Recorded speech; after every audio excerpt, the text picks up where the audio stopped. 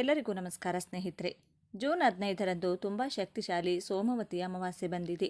ಈ ದಿನ ಮಧ್ಯಾಹ್ನ ಸರಿಯಾಗಿ 12 ಗಂಟೆಗೆ ಒಂದು ಬಿಂದಿಗೆಯ ನೀರಿನಿಂದ ಈ ಚಿಕ್ಕ ಕೆಲಸವನ್ನು ಮಾಡಿದರೆ ಸರ್ವ ಪಿತೃದೇವತೆಗಳ ಅನುಗ್ರಹ ಪ್ರಾಪ್ತಿಯಾಗುತ್ತದೆ. ಅನೇಕ ರೀತಿಯ ಹಣದ ಕಷ್ಟ, ಅನಾರೋಗ್ಯ, ವ್ಯವಹಾರ ನಷ್ಟ, ಮಾನಸಿಕ ಕಿರಿಕಿರಿ ದೂರವಾಗಿ ವಂಶದ ಅಭಿವೃದ್ಧಿ ಪಿತೃಗಳ ಕೃಪೆಯಿಂದ ಉಂಟಾಗುತ್ತದೆ. ಪಿತೃಶಾಪ ದೂರವಾಗಲು ಯಾವ ದೇವಿಯನ್ನ ತಪ್ಪದೆ ಸ್ಮರಿಸಬೇಕು, ಯಾವ ನಿಯಮಗಳನ್ನು ತಪ್ಪದೆ ಪಾಲಿಸಬೇಕು ಅಂತ ಇವತ್ತಿನ ಈ ವಿಡಿಯೋದಲ್ಲಿ ಸಂಪೂರ್ಣವಾಗಿ ತಿಳಿಸಿಕೊಡ್ತೀವಿ. ಬನ್ನಿ. ಅದಕ್ಕೂ ಮುಂಚೆ ನೀವಿನ್ನು ಚಾನಲ್ಗೆ ಸಬ್ಸ್ಕ್ರೈಬ್ ಆಗಿಲ್ಲ ಅಂದರೆ ಈಗಲೇ ಸಬ್ಸ್ಕ್ರೈಬ್ ಆಗಿ, ಹಾಗೆ ವಿಡಿಯೋಗೆ ಲೈಕ್ ಮಾಡಿ. ಎಲ್ಲರೂ ಭಕ್ತಿಯಿಂದ ಓಂ ಶ್ರೀ ಮಹಾಲಕ್ಷ್ಮಿ ನಮಃ ಅಂತ ಕಮೆಂಟ್ ಮಾಡಿ. ಈ ದಿನ ಪಿತೃಗಳ ಹೆಸರನ್ನು ಹೇಳಿ ಪಿಂಡ ಪ್ರದಾನ ಮಾಡುವುದು, ತರ್ಪಣ ನೀಡುವುದನ್ನು ಮಾಡಿದರೆ ತುಂಬ ಉತ್ತಮ. ಆದರೆ ಪಿಂಡ ಪ್ರದಾನ, ತಿಲತರ್ಪಣ, ಪಿತೃತರ್ಪಣಗಳನ್ನು ಬಿಡಲು ಸಾಧ್ಯವಾಗದಿದ್ದರೆ ಏನು ಮಾಡಬೇಕು? ಪಿತೃಗಳ ಅನುಗ್ರಹಕ್ಕಾಗಿ ಎಡೆಯನ್ನು ಇಟ್ಟು ಮನೆಯ ಹೊರಭಾಗದಲ್ಲಿ ಪ್ರಾಣಿ ಪಕ್ಷಿಗಳಿಗೆ ಆಹಾರ ಇಟ್ಟು ಅವರ ಸ್ಮರಣೆಯನ್ನು ಮಾಡಿಕೊಳ್ತೀರಾ. ಇದರ ಜೊತೆಗೆ ಪಿತೃಗಳ ಹೆಸರನ್ನು ಹೇಳುತ್ತಾ ಕನಿಷ್ಠ 3 ಜನರನ್ನು ಬಿಟ್ಟು ಎಷ್ಟು ಜನಕ್ಕಾದರೂ ನೀವು ಅನ್ನದಾನವನ್ನು ಮಾಡಿದರೆ ಪಿತೃಗಳು ಸಂತೃಪ್ತಗೊಳ್ಳುತ್ತಾರೆ. ವಿಶೇಷವಾಗಿ ನಿಮ್ಮ ಕುಟುಂಬಕ್ಕೆ ಅನುಗ್ರಹಿಸುತ್ತಾರೆ. ಈ ದಿನ ಪಿತೃಗಳು ನಿಮ್ಮ ಮನೆಗೆ ಪಕ್ಷಿಗಳ ರೂಪದಲ್ಲಿ, ಪ್ರಾಣಿಗಳ ರೂಪದಲ್ಲಿ, ಬೇರೆ ಮಾನವರ ರೂಪದಲ್ಲಿ ಬರಬಹುದು. ಅವತ್ತಿನ ದಿನ ಮನೆಯ ಮುಂದೆ ಬಂದ ಅಥವಾ ನಿಮಗೆ ಕಾಣಿಸಿಕೊಂಡು ಯಾರಾದರೂ ಏನನ್ನಾದರೂ ಕೇಳಿದರೆ ಬರಿಗೈನಲ್ಲಿ ಕಳಿಸಬೇಡಿ. ಅವರಿಗೆ ಶುದ್ಧ ಜಲವನ್ನು ಕುಡಿಯಲು, ಹಸಿವು ನೀಗಿಸಲು ಹಣ್ಣು ಹಂಪಲು ಅಥವಾ ಊಟವನ್ನು ಕೊಟ್ಟು ಕಳಿಸಿ. ಇದಿಷ್ಟು ಕೆಲಸಗಳನ್ನು ಮಾಡುವುದರ ಜೊತೆಗೆ ಗೋ ಸೇವೆಯನ್ನು, ನಾರಾಯಣನ ಹೆಸರನ್ನು ಹೇಳುತ್ತಾ, ಪಿತೃಗಳ ಹೆಸರನ್ನು ಹೇಳುತ್ತಾ ಮಾಡಿಕೊಳ್ಳಬೇಕು. ಗೋವುಗಳನ್ನು ಸ್ಪರ್ಶಿಸಿ ಹಸಿ ಹುಲ್ಲನ್ನು ಗೋವುಗಳಿಗೆ ತಿನ್ನಲು ನಿಮ್ಮ ಕೈನಿಂದ ನೀಡಿ. ನೆನೆಸಿದ ಕಾಳುಗಳ ಜೊತೆಗೆ ಬೆಲ್ಲವನ್ನು ಸೇರಿಸಿ ಗೋಮಾತೆಗೆ ತಿನ್ನಿಸಿ. ಹಾಗೆಯೇ ಈ ಸಮಯದಲ್ಲಿ, ಅದರಲ್ಲೂ ಮಧ್ಯಾಹ್ನ ಸಮಯದಲ್ಲಿ ಪಿತೃಗಳು ಮನೆಯ ಮುಂದೆ ಬಂದು ನಿಲ್ಲುತ್ತಾರೆ ಎಂಬ ನಂಬಿಕೆ ಇದೆ. ಆದ್ದರಿಂದ ಈ ದಿನ ಸರಿಯಾಗಿ 12 ಗಂಟೆ ಮಧ್ಯಾಹ್ನದ ಸಮಯದಲ್ಲಿ ಒಂದು ಬಿಂದಿಗೆಗೆ ನೀರಿನಿಂದ ಈ ಕೆಲಸವನ್ನು ಮಾಡಿದರೂ ಕೂಡ ಪಿತೃಗಳ ಅನುಗ್ರಹ ಪ್ರಾಪ್ತಿಯಾಗುತ್ತದೆ. ಏನು ಮಾಡಬೇಕು? ನೀವು ಕೆಲಸದಲ್ಲಿದ್ದರೂ ಸರಿ, ಮನೆಯಲ್ಲಿದ್ದರೂ ಸರಿ, ಪ್ರಯಾಣ ಮಾಡ್ತಿದ್ರೂ ಸರಿ, ನಿಮಗೆ ಯಾರ್ಯಾರು ನೆನಪಿಗೆ ಬರ್ತಾರೋ ಪಿತೃಗಳ ಒಬ್ಬೊಬ್ಬರದೇ ಹೆಸರನ್ನು ಹೇಳ್ತಾ ಅವರು ನಿಮ್ಮನ್ನು ನೋಡಿಕೊಂಡಂತಹ ರೀತಿ, ಅವರೊಂದಿಗಿನ ನಿಮ್ಮ ಒಡನಾಟ ಎಲ್ಲವನ್ನೂ ನೆನೆಸಿಕೊಂಡು ಅವರ ಸ್ಮರಣೆಯನ್ನು ಮಾಡಿಕೊಳ್ಬೇಕು. ನಂತರ ಒಂದು ಬಿಂದಿಗೆಯ ನೀರನ್ನು ಮನೆಯ ಮುಂದೆ ಇರುವಂತಹ ಗಿಡಗಳಿಗೆ, ದೊಡ್ಡ ದೊಡ್ಡ ಮರಗಳಿಗೆ ಹಾಕಬೇಕು. ಕನಿಷ್ಠ ಒಂದು ಮರ ಅಥವಾ ಸಸಿ, ಎಷ್ಟು ಗಿಡಗಳಿಗಾದರೂ ಮರಗಳಿಗಾದರೂ ಈ ದಿನ ನೀವು ಜಲವನ್ನು ಪಿತೃಗಳ ಹೆಸರನ್ನು ಹೇಳಿ ಅರ್ಪಿಸಬೇಕು. ಈ ಚಿಕ್ಕ ಕೆಲಸವನ್ನು ಪಿತೃಗಳನ್ನು ನೆನೆಸಿಕೊಂಡು ಮಾಡೋದ್ರಿಂದ ಆ ಮರಗಳು ಕೂಡ ಪಿತೃಗಳ ಮೂಲಕ ನಿಮ್ಮ ಕುಟುಂಬಕ್ಕೆ, ನಿಮಗೆ ವಿಶೇಷವಾಗಿ ಆರಿಸುತ್ತವೆ. ಪ್ರಕೃತಿ ಸೇವೆ ಮಾಡಿದ ಬಲದೊಂದಿಗೆ ಪಿತೃಗಳ ಅನುಗ್ರಹ ಉಂಟಾಗಿ ವಂಶದ ಏಳಿಗೆ ಆಗ್ತಾ ಹೋಗುತ್ತದೆ. ಬಹಳ ವರ್ಷಗಳಿಂದ ಇದ್ದಂತಹ ಸಂತಾನದ ಸಮಸ್ಯೆ, ಅನಾರೋಗ್ಯ, ವ್ಯಾಪಾರ ನಷ್ಟ, ಮದುವೆ ಆಗದೇ ಇರುವುದು, ಹಣದ ಬಡತನ ಎಲ್ಲ ದೂರವಾಗಿ ಏಳಿಗೆ ಅನ್ನೋದನ್ನು ಕಾಣ್ತೀರಾ. ಈ ಸಣ್ಣ ಕೆಲಸವನ್ನು ಮಾಡುವುದರ ಜೊತೆಗೆ ನಿಮ್ಮ ಕೈಯಾರೆ ಅರಳಿ ಸಸಿ, ಆಲದ ಸಸಿ, ಮಾನವರಿಗೆ, ಪಕ್ಷಿ ಪ್ರಾಣಿಗಳಿಗೆ ಹೆಚ್ಚು ನೆರಳು ನೀಡುವಂಥ ಸಸಿಗಳನ್ನು ಯಾವುದಾದರೂ ಮೈದಾನಗಳಲ್ಲಿ, ಖಾಲಿ ಪ್ರದೇಶಗಳಲ್ಲಿ, ದೇಗುಲದ ಆವರಣದಲ್ಲಿ ಪಿತೃಗಳ ಹೆಸರನ್ನು ಹೇಳುತ್ತಾ ನೆಟ್ಟರೆ ಜನ್ಮ ಜನ್ಮಗಳ ದಾರಿದ್ರ್ಯ ಕಳೆದು ಎಂಥದ್ದೇ ಪಿತೃದೋಷ, ಪಿತೃಶಾಪಗಳಿದ್ದರೂ ದೂರವಾಗುತ್ತದೆ. ಈ ದಿನ ಅರಳಿ ವೃಕ್ಷದ ಮುಂದೆ ಒಂದು ದೊಡ್ಡ ಮಣ್ಣಿನ ದೀಪದಲ್ಲಿ ಸಾಸಿವೆ ಎಣ್ಣೆ ಹಾಕಿ 12 ಬತ್ತಿಗಳನ್ನು ಬಿಡಿ ಬಿಡಿಯಾಗಿ ಕೂರಿಸಿ ನಕ್ಷತ್ರದ ಆಕಾರದಲ್ಲಿ ದೀಪಾರಾಧನೆಯನ್ನು ಮಾಡಿಕೋಬೇಕು. ಈ ದಿನ ಮನೆಯ ಎಲ್ಲ ಸದಸ್ಯರು ಆದಷ್ಟು ಬಿಳಿ ಬಣ್ಣದ ವಸ್ತ್ರಗಳನ್ನು ಧರಿಸಬೇಕು. ಕಪ್ಪು ಬಣ್ಣದ ಬಟ್ಟೆಗಳನ್ನು ಈ ದಿನ ಯಾವುದೇ ಕಾರಣಕ್ಕೂ ಧರಿಸಬಾರದು. ಮನೆಯ ಮುಂದೆ ಈ ದಿನ ರಂಗೋಲಿ ಹಾಕಬಾರದು ಎಂದು ಕೆಲವು ಕಡೆ ನಿಯಮಗಳನ್ನು ಪಾಲಿಸುತ್ತಾರೆ. ಈ ದಿನ ಪಿತೃಗಳು ನಿಮ್ಮನ್ನು ಯಾವುದೇ ರೂಪದಲ್ಲಾದರೂ ಮಾತನಾಡಿಸಲು ಪ್ರಯತ್ನ ಮಾಡುತ್ತಾರೆ. ಕಾಗೆಗಳು ಈ ದಿನ ಮನೆಯ ಸುತ್ತಮುತ್ತ ಬಂದು ಕೂಗುವುದು, ಗೋವುಗಳು ಮನೆಯ ಮುಂದೆ ಬಂದು ನಿಲ್ಲುವುದು, ಶ್ವಾನಗಳು ವಿಚಿತ್ರ ಶಬ್ದಗಳನ್ನು ಮಾಡುತ್ತಾ ಮನೆಯ ಸುತ್ತ ಓಡಾಡುವುದು ಮಾಡಿದರೆ ಭಯಪಡಬಾರದು. ಆ ಕೂಡಲೇ ಆ ಕಾಗೆ, ಗೋವು, ಶ್ವಾನಕ್ಕೆ ಮನೆಯಲ್ಲಿ ಮಾಡಿದ್ದ ಅಡುಗೆಯನ್ನು ಆಹಾರವಾಗಿ ನೀಡಬೇಕು. ಈ ದಿನ ಪಿತೃಗಳಿಗೆ ಇಟ್ಟಂಥ ಹೊಸ ಬಟ್ಟೆಗಳನ್ನು ನೀವು ಬಳಸುವುದಕ್ಕಿಂತಲೂ ಅವಶ್ಯಕತೆ ಇದ್ದವರಿಗೆ, ಭಿಕ್ಷುಕರಿಗೆ, ಮೈಮೇಲೆ ಧರಿಸಲು ಯೋಗ್ಯವಿಲ್ಲದ ವಸ್ತ್ರ ಧರಿಸಿದ್ದವರಿಗೆ ನೀಡಿದರೆ ಪಿತೃಗಳು ಸಂತೃಪ್ತಗೊಂಡು ಅರಸುತ್ತಾರೆ. ಈ ದಿನ ಮನೆಯಲ್ಲಿ ಪಿತೃಗಳಿಗೆ ಇಷ್ಟವಾಗುವ ಅಡುಗೆ ಮಾಡುವುದರ ಜೊತೆಗೆ ಪಾಯಸ ಹಾಗೂ ವಡೆಯನ್ನು ತಪ್ಪದೇ ಮಾಡಬೇಕು. ಹಾಗೆಯೇ ಸ್ವಾಧಾದೇವಿಯು ಪಿತೃಗಳಿಗೆ ಆಹಾರವನ್ನು ನೀಡುವ ದೇವಿಯಾಗಿದ್ದಾಳೆ. ಆದ್ದರಿಂದ ನೀವು ನಾಳೆ ಪಿತೃಗಳಿಗಾಗಿ ನೀಡುವ ಯಾವುದೇ ಆಹಾರಗಳು ಪಿತೃಗಳನ್ನು ತಲುಪಲು ಸ್ವಾಧಾದೇವಿಯನ್ನು ಸ್ಮರಿಸಿಕೊಳ್ಳಬೇಕು. ಓಂ ಸ್ವಧಾದೇವಿಯೇ ನಮಃ ಎಂದು ಸಾಧ್ಯವಾದಷ್ಟು ಬಾರಿ ಹೇಳಿಕೊಳ್ಬೇಕು. ಸ್ವಧಾದೇವಿಯು ಪಿತೃಗಳಲ್ಲೂ ಲೋಕವನ್ನು ನಿರ್ವಹಿಸುವ ವಿಶೇಷ ಶಕ್ತಿಯನ್ನು ಹೊಂದಿದ್ದಾಳೆ. ಇದರಿಂದ ನಿಮ್ಮ ಕೋರಿಕೆಗಳು ಬೇಗನೆ ನೆರವೇರುತ್ತದೆ. ಸ್ವಧಾದೇವಿಯನ್ನು ಈ ದಿನ ಅಥವಾ ಪಿತೃಪಕ್ಷದ ಸಮಯದಲ್ಲಿ ಸ್ಮರಣೆ ಮಾಡಿದರೆ ಪಿತೃಗಳ ಶಾಪದಿಂದ ಖಚಿತವಾಗಿ ಮುಕ್ತಿ ದೊರೆಯುತ್ತದೆ. ಇಲ್ಲ ಗುರುಗಳೇ, ನಾಳೆ ನಮಗೆ ಪಿತೃಗಳ ಪೂಜೆಯನ್ನು ಮಾಡೋದಕ್ಕೆ ಆಗೋದಿಲ್ಲ, ಯಾವ ದಾನವನ್ನು ನೀಡೋದಕ್ಕೂ ಆಗೋದಿಲ್ಲ. ಏನು ಮಾಡಬೇಕು ಅಂದರೆ ಶ್ರದ್ಧೆಯಿಂದ ಸ್ನಾನ ಮಾಡಿ ಕೈನಲ್ಲಿ ದರ್ಬೆ ಕಡ್ಡಿಗಳನ್ನು ಹಿಡಿದು, ನಿಮ್ಮ ತಂದೆ ತಾಯಿ ಬದುಕಿದ್ದರೆ ನಿಮ್ಮ ಹಳೆಯ ಪಿತೃಗಳನ್ನು ನೆನೆಸಿಕೊಂಡು ಕೈನಲ್ಲಿ ಸ್ವಲ್ಪ ಅಕ್ಕಿ ಹಾಗೂ ನೀರನ್ನು ಹಾಕಿಕೊಂಡು ಅದನ್ನು ಆಲದ ಮರದ ಬುಡ, ಬನ್ನಿ ಮರದ ಬುಡ ಅಥವಾ ಅರಳಿ ಮರದ ಬುಡಕ್ಕೆ ತರ್ಪಣ ನೀಡಬೇಕು. ತಂದೆ ತಾಯಿ ಬದುಕಿಲ್ಲ ಅಂದರೆ ಅಕ್ಕಿಯ ಬದಲು ಕಪ್ಪು ಎಳ್ಳನ್ನು ಬಳಸಿ ತರ್ಪಣ ಬಿಡಬೇಕು. ಹೀಗೆ ಮಾಡಿದರೂ ಕೂಡ ಪಿತೃಗಳನ್ನು ಸ್ಮರಿಸಿದಂತೆಯೇ ಆಗುತ್ತದೆ, ವಿಶೇಷ ಫಲಗಳು ಪ್ರಾಪ್ತಿಯಾಗುತ್ತದೆ. ಇನ್ನು ಈ ದಿನ ಈ ಒಂದು ಎಲೆ ಸ್ಪರ್ಶ ಮಾಡಿದರೆ 1 ವರ್ಷಗಳ ಕಾಲ ಶನಿದೇವ ನಿಮ್ಮನ್ನು ಕಾಪಾಡುತ್ತಾನೆ. ನಿಮ್ಮ ಕರ್ಮಫಲ ಏನೇ ಇರಲಿ, ಎಷ್ಟೇ ತಪ್ಪುಗಳನ್ನು ಮಾಡಿರಲಿ, ಈ ದಿನ ಈ ಎಲೆ ಸ್ಪರ್ಶ ಮಾಡಿ ಈ ಮಂತ್ರವನ್ನು ಕೇಳಿದರೆ ಸಂವತ್ಸರ ಪೂಜೆ, ಶನಿದೇವರ ಕೃಪಾದೃಷ್ಟಿಯಿಂದ ಅಖಂಡ ಯಶಸ್ಸು, ದೈವಬಲ, ಧನಲಾಭ ಸಿಗುತ್ತದೆ. ಈ ಎಲೆ ಯಾವುದು, ಯಾವ 2 ವಿಶೇಷ ಪರಿಹಾರ ಮಾಡಿದರೆ ಬಡತನ ದೂರವಾಗುತ್ತದೆ ಅಂತ ಇವತ್ತಿನ ಈ ವಿಡಿಯೋದಲ್ಲಿ ತಿಳಿಸಿಕೊಡ್ತೀವಿ ಬನ್ನಿ. ಶನಿದೇವರಿಗೆ ಸಂಬಂಧಪಟ್ಟಂತಹ ಅನೇಕ ಪರಿಹಾರಗಳನ್ನು ತಿಳಿಸಿದ್ದೀವಿ. ಅವುಗಳನ್ನು ಮೀರಿ ಏನಾದರೂ ಪರಿಹಾರ ಇದೆಯಾ ಎಂದರೆ ಶನಿಯು ಬೇಗನೆ ಪ್ರಸನ್ನಗೊಂಡು ಅರಸಲು ಈ ಒಂದು ಎಲೆಯ ಪರಿಹಾರವನ್ನು ಪ್ರತಿಯೊಬ್ಬರೂ ಮಾಡಲೇಬೇಕು. ಶನೇಶ್ವರಾಯ ನಮಃ ಈ ನಾಮದಲ್ಲಿಯೇ ಶಿವನಿದ್ದಾನೆ. ಶನಿ ಪ್ಲಸ್ ಈಶ್ವರ. ಸಾಕ್ಷಾತ್ ಶನಿದೇವ ವರ ತಾಯಿಯಾದ ಛಾಯಾದೇವಿಯು ಪರಮೇಶ್ವರನ ಪರಮ ಭಕ್ತಳು. ತನ್ನ ತಾಯಿಯಿಂದಲೇ ಶನಿದೇವರು ಹೆಚ್ಚು ಶಿವನನ್ನು ಆರಾಧಿಸುತ್ತಾನೆ. ಶನಿಗೆ ಶಿವನೆಂದರೆ ತುಂಬ ಗೌರವ, ಪ್ರೀತಿ. ಶಿವನನ್ನೇ ತನ್ನ ಗುರುವಾಗಿ ಶನಿಯು ಸದಾ ಪೂಜಿಸುತ್ತಾನೆ.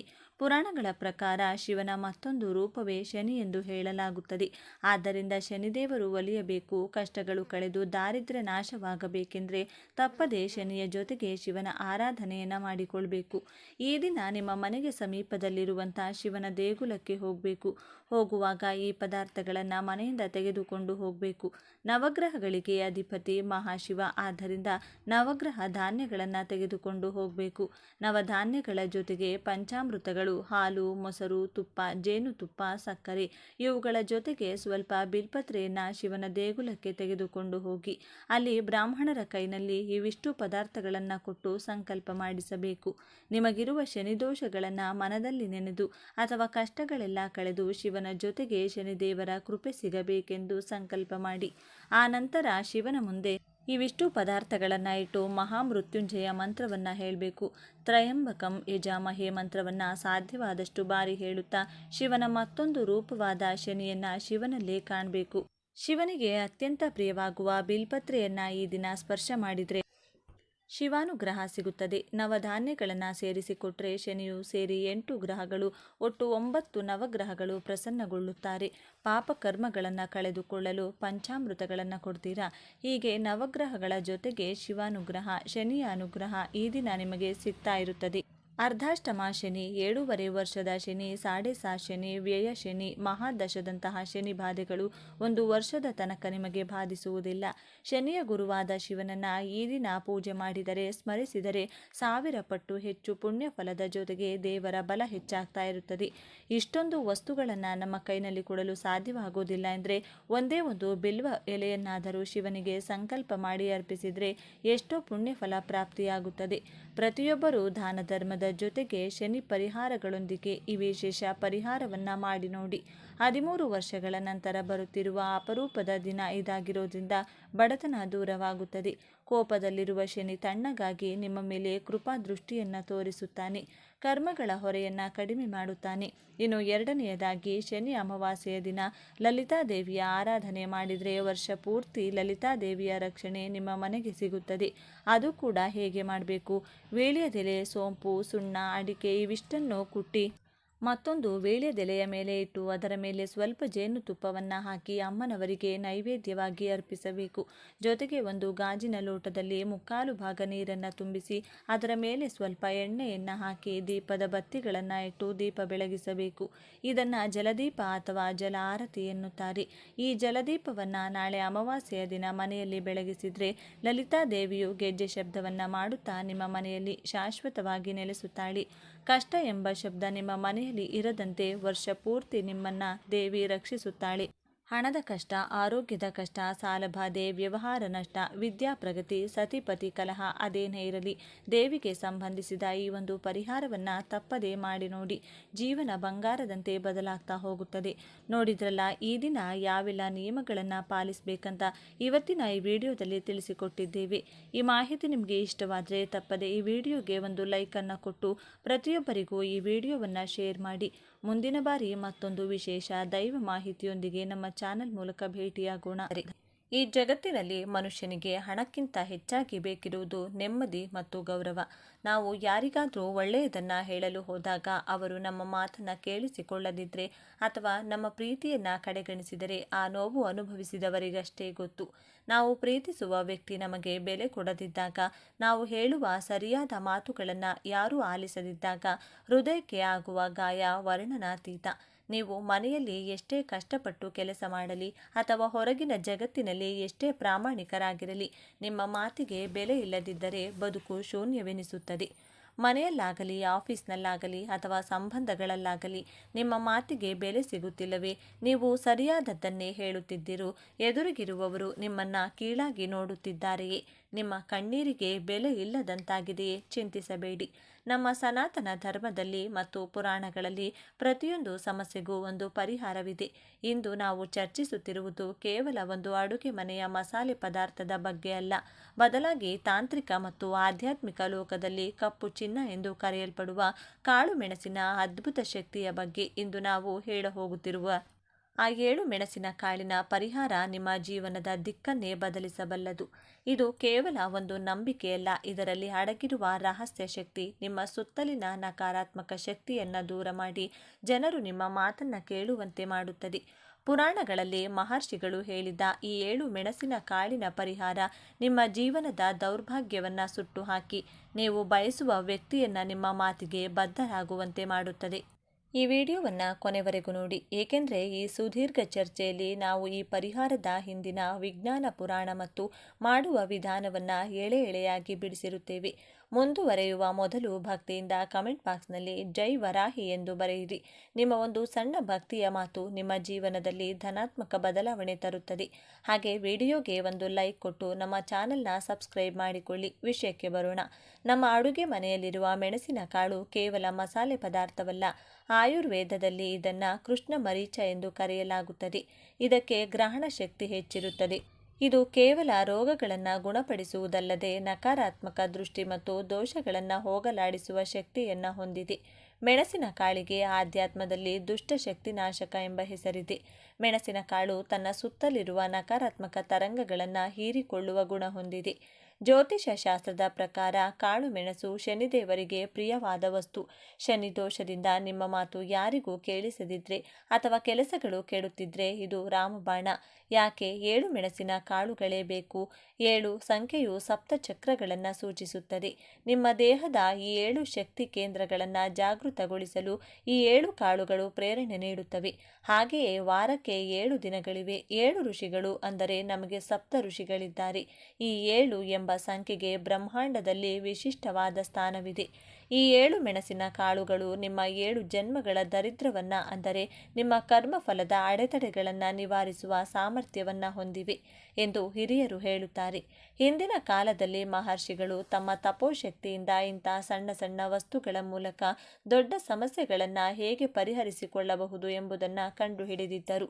ನೀವು ಎಷ್ಟೇ ಕಷ್ಟದಲ್ಲಿದ್ದರೂ, ನಿಮ್ಮ ಮಾತು ಯಾರಿಗೂ ತಲುಪದಿದ್ದರೂ ಈ ಮೆಣಸಿನ ಕಾಳಿನ ತೀಕ್ಷ್ಣತೆ ನಿಮ್ಮ ಸಂಕಲ್ಪಕ್ಕೆ ಶಕ್ತಿಯನ್ನು ನೀಡುತ್ತದೆ. ಬಹಳಷ್ಟು ಜನರಿಗೆ ಒಂದು ನೋವಿರುತ್ತದೆ. ಬಹಳಷ್ಟು ಬಾರಿ ನಮ್ಮ ಮನೆಯವರೇ ನಮ್ಮನ್ನು ಅರ್ಥ ಮಾಡಿಕೊಳ್ಳುವುದಿಲ್ಲ.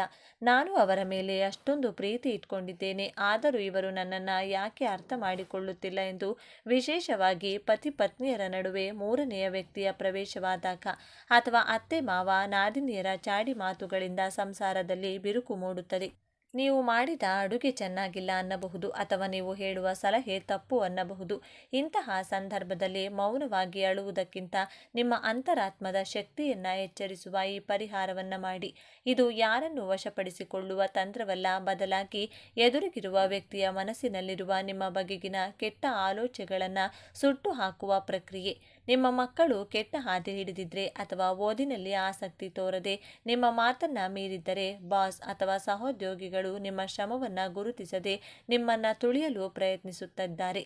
ಇಂತಹ ಪ್ರತಿಯೊಂದು ಸಂದರ್ಭದಲ್ಲೂ ಈ ಪರಿಹಾರವು ನಿಮ್ಮಲ್ಲಿ ಆತ್ಮವಿಶ್ವಾಸವನ್ನು ತುಂಬಿ ಎದುರಿಗಿರುವವರ ಮನಸ್ಸನ್ನು ಮೃದುಗೊಳಿಸುತ್ತದೆ. ಈಗ ಅತ್ಯಂತ ಪ್ರಮುಖವಾದ ಭಾಗ, ಈ ಪರಿಹಾರವನ್ನು ಮಾಡುವುದು ಹೇಗೆ, ಇದರ ಶಕ್ತಿ ಇನ್ನಷ್ಟು ಹೆಚ್ಚಿಸುವುದು ಹೇಗೆ. ಪರಿಹಾರ ಮಾಡುವಾಗ ಈ ಮಂತ್ರಗಳನ್ನು ಪಠಿಸುವುದು ನಿಮ್ಮ ಸಂಕಲ್ಪಕ್ಕೆ ಲಕ್ಷಪಟ್ಟು ಹೆಚ್ಚಿನ ಶಕ್ತಿಯನ್ನು ನೀಡುತ್ತದೆ. ಗಮನವಿಟ್ಟು ಕೇಳಿಸಿಕೊಳ್ಳಿ. 1. ವಾರಾಹಿ ದೇವಿಯ ಮಂತ್ರ. ಇದು ಶತ್ರುನಾಶ ಮತ್ತು ವಶೀಕರಣಕ್ಕಾಗಿ. ಓಂ ಹ್ರೀಂ ನಮೋ ವಾರಾಹಿ ಗೋರೆ ಸ್ವಪ್ನಂ ಚಕ್ಷುಃ ಶ್ರೋತಂ ಹೃದಯಂ ಸ್ತಂಭಯ ಸ ಸ್ವಾಹ. 2. ವಶೀಕರಣ ಗಾಯತ್ರಿ ಮಂತ್ರ. ಓಂ ಕಾಮದೇವಾಯ ವಿದ್ಮಹೆ ಪುಷ್ಪಬಾಣಾಯ ಧೀಮಹಿ ತನ್ನೋ ಅನಂಗ ಪ್ರಚೋದಯಾತ್. 3. ಸರ್ವಜನ ವಶೀಕರಣ ಮಂತ್ರ.